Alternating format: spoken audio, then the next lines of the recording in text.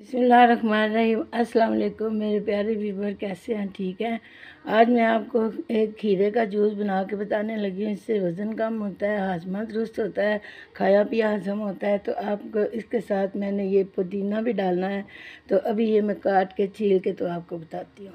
बिस्मिल्लाहिर्रहमानिर्रहीम। अब मैंने इसको काट लिया, छील लिया, तो अब मैं बताती हूँ। बिस्मिल्लाहिर्रहमानिर्रहीम। अब सारा मैंने इसके अंदर डाल दिया है, ये पुदीना भी डाल दिया है।